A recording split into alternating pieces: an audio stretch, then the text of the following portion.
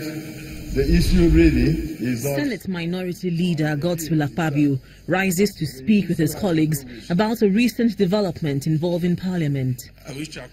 He's concerned about a court order granted by a federal high court on Wednesday, March 14, restraining the National Assembly from taking steps to pass into law the Electoral Amendments Bill. President Buhari has refused to sign the Electoral Amendment Bill into law, explaining that the setting of a sequence for general elections by the National Assembly infringes on the constitutionally guaranteed discretion of INEC to organize the elections.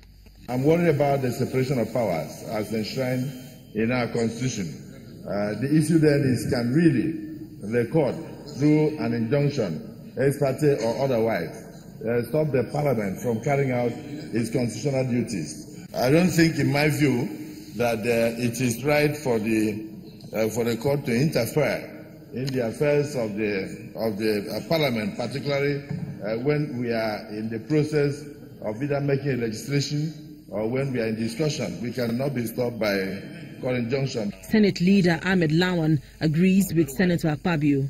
I also believe, Mr. President, distinguished colleagues, that the matter at stake does not require any court intervention. This is democracy at work. I don't believe with that amendment. I voted against it. I'll vote against it tomorrow. But it behoves on me to talk to my colleagues to see it the way I see it. Or if you want me to abandon my position, talk to me. And that is how our democracy will develop. The Senate takes a decision. There's a prayer on the floor, which is that we should express our concerns to the CJN. Justice Ahmed Mohammed of a federal high court in Abuja orders the defendants to maintain status quo on the amendment of the Electoral Act until the next adjourned date fixed for March 20th. But in the meantime, there is high-level lobbying going on in the Senate against overriding the president's veto on the amendment of the electoral bill. A source in the Senate told Channels Television that senators who do not support the amendment are lobbying their colleagues and are collecting signatures in support of their stand.